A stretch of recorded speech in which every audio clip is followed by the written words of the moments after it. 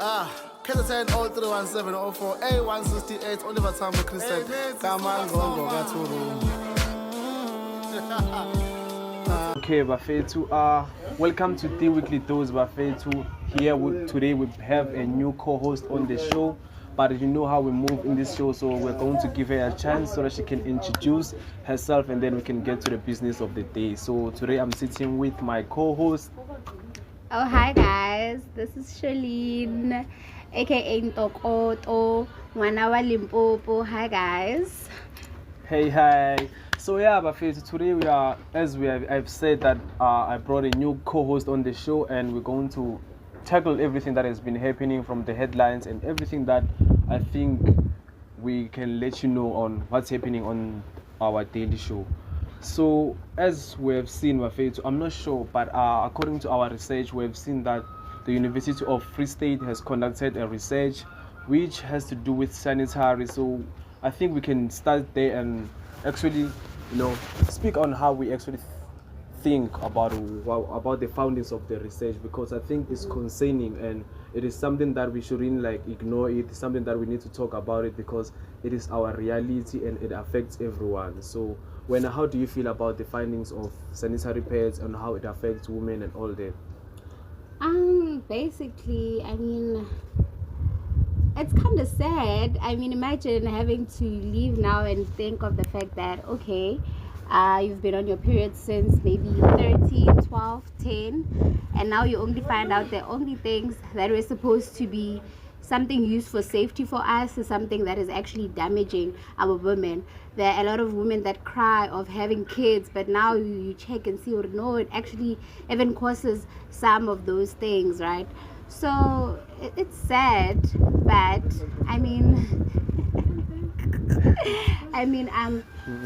if we're serious about it, what can I say? There's still other options. Except pads, the tampons, the caps. As much as a lot of people are saying they're not gonna go to they rather die or whatever, but come on. It's not that. It's not that big of a deal to just adjust to a certain thing and whatsoever, so that for life and all that. Because unless if you wanna die, but don't be suicidal. That's what I have to say. And to be honest with you, when I saw that research, I was like, I don't know, man, but I don't know, that's just me thinking, but I think maybe those people using the sanitary pads as a way of trying to criticize or harm people, because these sanitary pads, they consist of chemicals and all. So yeah, I was saying, the way I see it, when I saw it first time, I thought maybe them trying to do that using these chemicals on these sanitary pads, maybe it's a way of trying to maybe try to reduce the number of population, because you never know what these people can do actually, because I saw there on the research, it says those chemicals can harm your womb. So if a chemical can harm your womb, it means you can't give a birth, right? So if you can't give a birth, it means that the population is going to decrease. So, but that was just me thinking. I was just thinking out loud, but I'm not sure. But that was just me thinking, because you'll never know what's going to happen out, and you'll never know what was the initial plan. It happens. There might be a whatever, because also don't forget, before that we also had COVID before this whole things, and things just keep on happening each and every year. There's something, whether it kills this, whether it damages that, and whatsoever. And sometimes you just have to be like, okay, this is how life is. Sometimes anally manual, that's how it is, But how do you think? How do you personally think women should actually manage, as much as now they know, okay, this is like this. Now the pads have toxins and all that. What do you think they should do? Do you think they should still opt for tampons, even though wara? Yeah. Is that what you think? What do I think? Yeah, that one for me, I don't know how to answer it, course. Uh-huh. I don't know, but I think what they can do is just to find a way that is more safer than using that. But So they should go back to the past and use cloths and whatsoever. no. I think we are now way up. That's in the past, but now as we like this time is we're now in the different times, we're now in the different generations. I don't know how, but I think there are those. I think it's temples where like you kind of inject it and then it stops your. It's kind of like preventing. I'm not sure. I think maybe they can opt in for that. I'm not sure. I'm just thinking. I think maybe they can use that. Do you think the cause of women having to have like longer periods than others may be the cause of the pads? Do you personally think that can be the cause of the fact that women go through periods for like 5 to 7 days, at most 10 days, even plus that? Do you think it might be because of the pads? Do you think?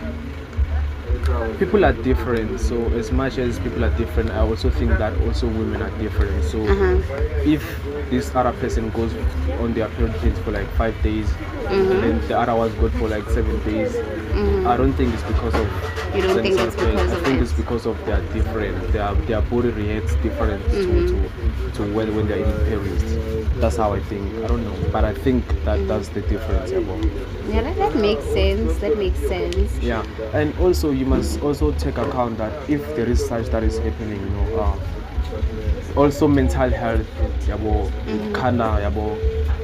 get in state. So if we were to talk about the mental health, what are the procedures or maybe the procedures that people can do to make sure that they sustain their mental health? As we are students and some are very far from home, some is their first time being away from home. So what can we do like when it comes to mental health? What can we do?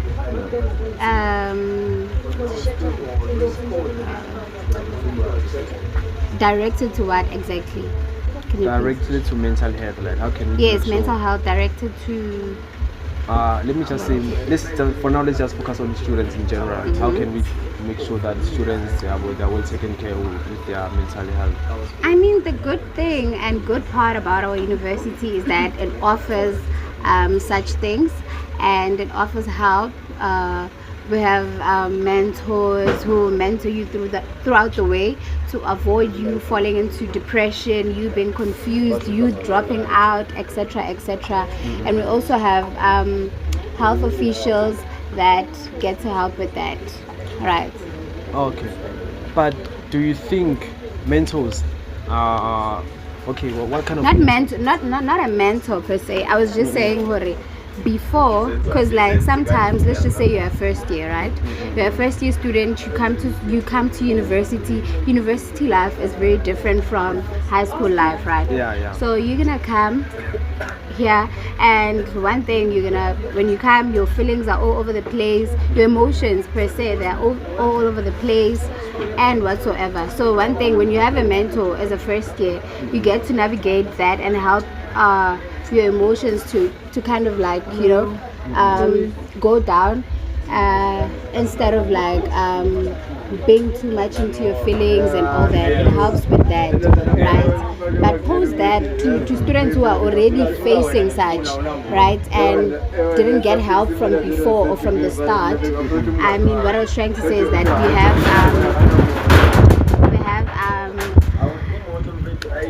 we have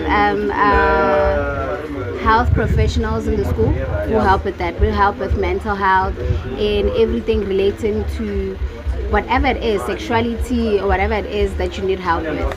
So yes, yeah. But how was your first time when you came here as a first day? How did you like try to settle in? Oh, my first. Oh, okay. It was good. It was good. I mean, it wasn't bad.